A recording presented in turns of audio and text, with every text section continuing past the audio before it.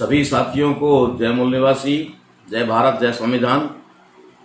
साथियों, आपकी जानकारी के लिए बता देना चाहता हूं कि आज का ये वीडियो जो हम बना रहे हैं, ये एक स्पेशल वीडियो बनने जा रहा है, जिसके अंतर्गत पूरे नेशनल लेवल पे ये खबर जानी जरूरी है कि अभी अभी तेलंगाना के अंदर जो हैदराबाद मुख्यालय है तेलंगाना का, वहाँ पर हमारे एक बहुत ही वरिष्ठ साथी और बहुत जुझारू साथी जो एक तरह से इस मिशन के काम में लगे हुए थे, और उनका जो मूल नाम है वो चिंता पंडू नवीन कुमार है, और उन्हें अभी वो उस नाम से फेमस हैं, तीन बार मल्लाना नाम से फेमस हैं। उन्होंने 3 बार मल्लाना योयो टीवी के अंतर्गत चैनल पे काम किया था, और उसके बाद में उन्होंने अपना क्यू टीवी और V6 नाम से चैनल बना करके वो काम कर रहे थे एक जर्नलिस्ट के तौर पे। और उन्होंने तेलंगाना सरकार में होने वाले बड़े बड़े घोटालों को उजागर करने का काम किया, जिसके अंदर एक बहुत बड़ा घोटाला जो जमीन का घोटाला था, उस जमीन के घोटाले को उन्होंने बड़े पैमाने पे सबूतों के साथ, तथ्यों के साथ यानी कि एविडेंस के साथ में उन्होंने लोगों के सामने रखा, और बड़ी निडरता से रखा, बेबाक रखा। उन्होंने किसी प्रकार का कोई खौफ अपने दिल दिमाग में रखे बिना उस को एक्सपोज किया, और धीरे धीरे वो काफी असरकारी होने लगा, जिसकी वजह से पूरी सरकार जो है कटघरे में खड़ी होने वाली थी। ऐसी स्थिति में उन लोगों ने 3 बार मल्लाना को एक बहुत भारी षड्यंत्र रच करके और उनको उनके ऑफिस से अरेस्ट कर लिया गया। और सबसे बड़ी बात यह है कि उनको, मान लीजिए किसी भी कैसी कोई घटना हो तो हो सकता है कोई कानून या किसी सेक्शन धारा के अंतर्गत मान लो किसी के ऊपर कोई कार्रवाई हो भी सकती है, और होनी चाहिए, ऐसी कोई बात नहीं अगर गुनाहगार होता है, गुनाह होता है तो। लेकिन यहाँ पर एक जो मामला बना, वो मामला बहुत ही गंभीर ये बना कि उनको अपने ही ऑफिस से अरेस्ट किया गया, और उनके ऊपर एक ही दिन में या 1-2 दिन के अंदर उन्होंने 38 केसेस जो दर्ज कर दिए अलग अलग पुलिस थानों में, अलग अलग पुलिस स्टेशन के अंदर 38 केस दर्ज हुए, और उन्हें एक साजिश के तहत फंसाया गया ताकि जो सरकार के खिलाफ वो सच्चाई लोगों के सामने ला रहे थे और लोगों को बता रहे थे कि इस प्रकार की जो है पक्ष और विपक्ष, सरकार और विपक्ष में बैठे हुए लोग, यानी कि छोटे से लगा करके बड़े नेता तक, सारे के सारे एकजुट होकर के वो घोटाले में शामिल थे। और वो घोटाला, सबसे बड़ा घोटाला जो जमीन का घोटाला बता रहे हैं, उस घोटाले के अंदर वो सारे लोग लिप्त थे। कहीं न कहीं विपक्ष के लोग भी उसके साथ में इन्वॉल्व थे, और उसको भी 3 बार मल्लाना जो है एक्सपोज कर रहे थे, उनको उजागर कर रहे थे, जिसकी वजह से सारे लोग एकजुट होकर के, विपक्ष के लोग भी शामिल होकर के, उन सभी लोगों ने एक राय होकर के उनको फंसाने का प्लान बनाया, कार्यक्रम किया। मैं अभी जब हैदराबाद गया था, उधर बिदर जब गया था राष्ट्रीय अधिवेशन की तैयारी को लेकर के, तो वहां पर मुझे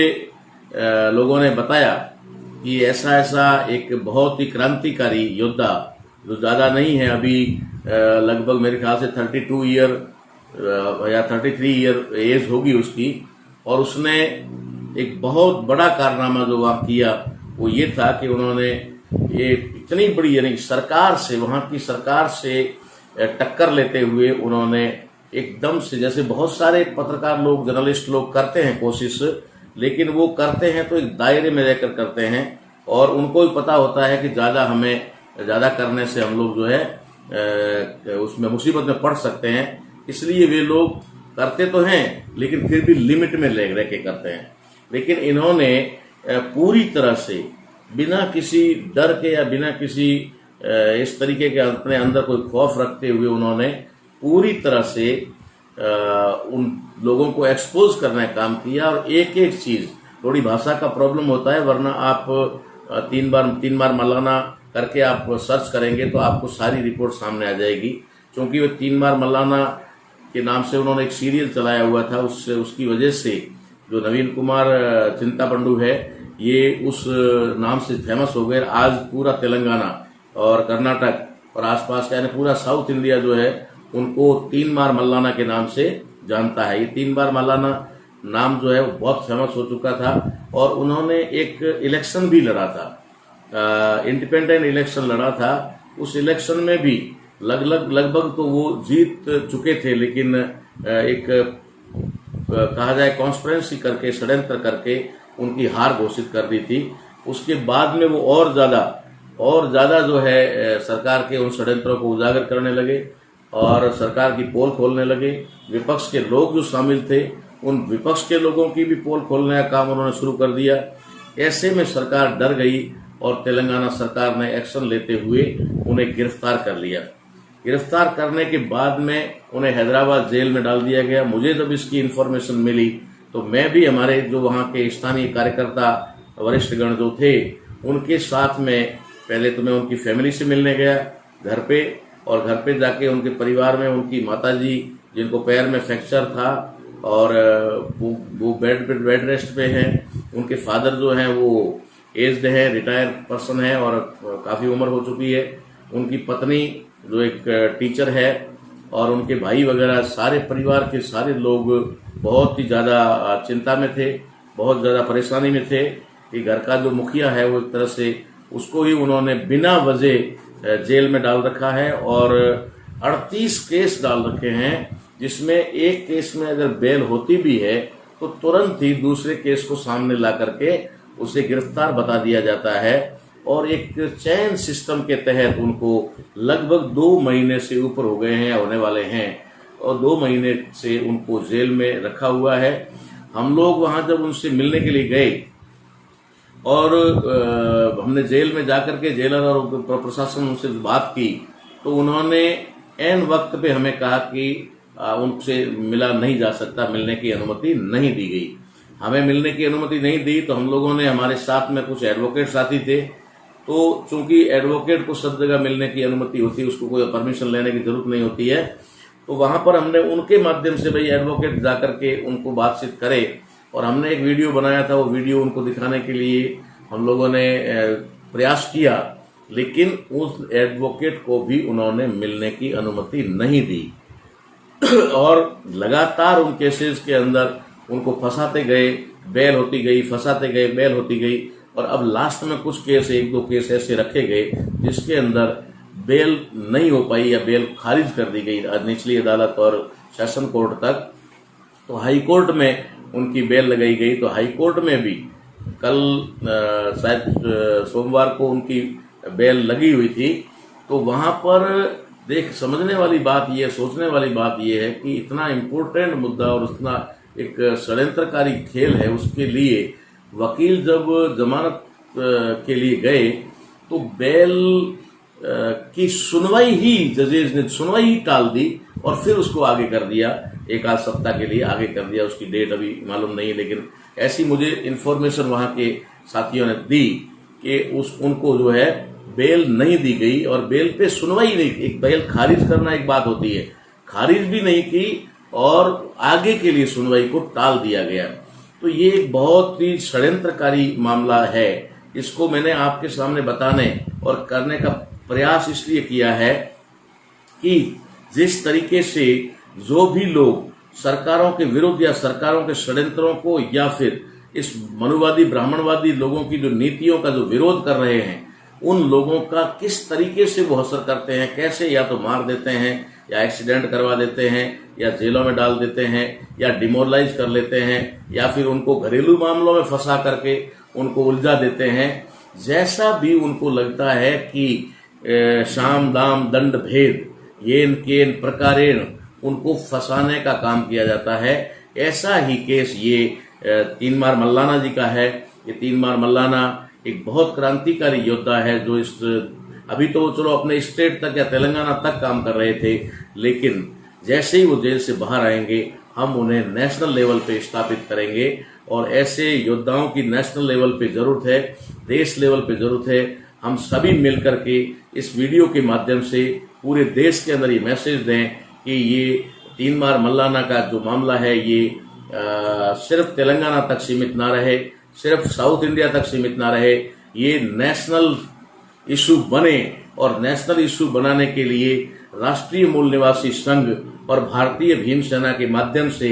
हम लोग इसको पूरे देश के अंदर जन जन तक पहुंचाएंगे। और अगर न्यायपालिका भी षड्यंत्र के तहत उन्हें न्याय नहीं देती है तो फिर हम उनके लिए आंदोलन की तैयारी करेंगे। ऐसे लोगों को बचाना बहुत जरूरी है। जो भी हैं हमारे देश के अंदर, जो भी पत्रकार हैं आज की तारीख में सोशल मीडिया और यूट्यूब चैनल के माध्यम से जो लोग भी काम कर रहे हैं, क्योंकि सारा का सारा तंत्र और जो मीडिया है वो मीडिया तो उनका अपना मीडिया है या दुश्मनों का मीडिया है। वो लोग जो सत्ता पर काबिज है उनका मीडिया है, वो कभी भी जनता की आवाज नहीं उठाएंगे और न ही उन अपने आकाओं की कभी पोल खोलेंगे। इसलिए ऐसे वीर योद्धा जो पूरे देश के अंदर चैनल के माध्यम से अपने अपने यूट्यूब चैनल के माध्यम से लोगों को सच्चाई बता रहे हैं, चाहे वो छोटे से बड़े तक क्यों ना हो। बहुत सारे हमारे ऐसे चैनल हैं जो नेशनल लेवल के चैनल बन चुके हैं। उनमें तीनमार मल्लाना जी का भी साउथ लेवल का तो था ही था, लेकिन अगर नेट पे देखेंगे तो आपको पूरे इंडिया में ये छाया हुआ मिलेगा। तो ये ऐसे लोगों को हमें उनकी सुरक्षा करनी है, हमारे लोगों को हमें बचाना है। अगर हम लोग ऐसा नहीं कर पाए तो ऐसे लोगों को वे लोग धीरे धीरे डिमोरलाइज करेंगे। और उनको डिमोरलाइज करने की वजह से या उनके डिमोरलाइज हो जाने से जो नए कार्यकर्ता जोश के साथ उभर करके सामने आ रहे हैं उन पर भी प्रतिकूल प्रभाव पड़ेगा और वे भी जो है हतोत्साहित हो जाएंगे कि उनका जो हश्र हुआ वो हमारा ना हो जाए। बेवजह किसी परिवार के लोगों को भी शायद उन्होंने पाबंदी बना रखी है कि सप्ताह में एक दिन मिलने दिया जाएगा। ऐसा आज दिन तक न्यायपालिका में कहीं पर भी नहीं हुआ है। किसी भी भारी से भारी अपराधी या फिर गुनाहगार के लिए भी ऐसी कहीं पर भी पॉलिसी हमने नहीं सुनी है। और न ही वकीलों से भी हमने चर्चा की तो उन्होंने बताया कि ऐसा आज तक कहीं नहीं हुआ है। मिलने के लिए किसी को अनुमति ना मिले ऐसा बिल्कुल नहीं होता है। एडवोकेट्स को और उनके परिवार के लोगों को, यहां तक कि बड़े बड़े खूंखार अपराधी, बलात्कारी और जो मर्डर करने वाले 302 के ऐसे मुल्जिमान जो होते हैं या फिर जो तस्कर या फिर जिनको देशद्रोही का या फिर और भी कई नाम देकर के जेलों में रखा जाता है, उन लोगों के तो घर से टिफिन जाते हैं, उन लोगों की सुबह शाम मुलाकात होती है, उन लोगों को सारी सुविधाएं उपलब्ध होती है। लेकिन इस तीनमार मल्लाना जी को के परिवार के लोगों को भी मिलने के लिए सप्ताह में एक दिन परमिशन दी गई है और उसमें भी परिवार का एक सदस्य या 2 सदस्य ही उनको मिल सकता है। पूरे परिवार के लोग नहीं मिल सकते। एक एक आदमी को अगर सप्ताह में एक तो अगर मान लीजिए कि 4 लोगों को मिलना है तो चौथे लोग आदमी का 1 महीने बाद नंबर आएगा। ऐसी परिस्थिति जो निर्माण की गई है और कानून को बिल्कुल जो है एक तरह से धत्ता दिखाया जा रहा है, न्याय की प्रक्रिया को रोका जा रहा है और वो पूरा का पूरा तंत्र इस तरीके से बनाया गया है कि अब बिल्कुल तानाशाही, जैसे कि कहने के लिए कह दें कि जो भी इस समय इससे पहले अपने और सरकार के विरुद्ध जो भी कोई काम करते थे उनके साथ जो व्यवहार होता था, चाहे वो अंग्रेजों ने स्वतंत्रता सेनानियों के साथ किया हो, चाहे वो मुगलों ने इस देश के क्रांतिकारियों के साथ किया हो, वही हश्र आज की सरकारें हमारे लोगों के साथ, हमारे आवाज उठाने वाले लोगों के साथ में कर रही है। इसलिए साथियों, हमें सजग और सावधान होना होगा। और जितने भी हमारे पत्रकार बंधु हैं, जर्नलिस्ट लोग हैं, जो छोटे छोटे लेवल से लेकर बड़े लेवल तक हमारी आवाज को उठा रहे हैं, हमारे मैसेज दे रहे हैं और पूरे देश को सजग और सावधान कर रहे हैं, ऐसे लोगों की सुरक्षा करना हमारा परम कर्तव्य है। अगर उन लोगों की सुरक्षा नहीं की गई तो हमारी सुरक्षा नहीं हो पाएगी, समाज असुरक्षित हो जाएगा, हम आपस में बंट करके रह जाएंगे और दुश्मन हम लोगों को एक एक करके इस तरीके से फंसा करके मार देगा। इसलिए साथियों, ये वीडियो बनाने का मेरा जो पर्पज है, उद्देश्य है, वो ये है कि इस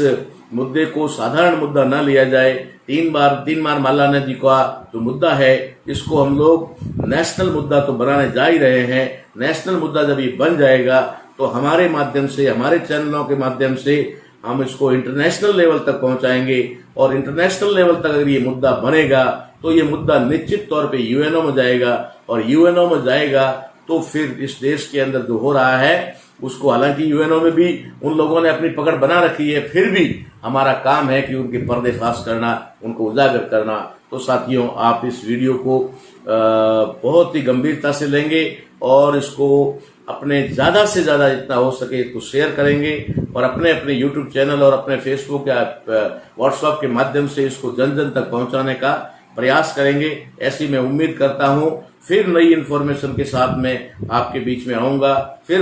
तीनमार मौलाना जी के बारे में भी हम लोग आगे चल करके और भी इस तरीके की वीडियो बना करके लोगों को प्रेषित करते रहेंगे। ऐसा मैं उम्मीद करता हूं कि आप इसको ज्यादा से ज्यादा लोगों तक पहुंचाएंगे। जय मूल निवासी, जय संविधान, जय भारत, जय भीम।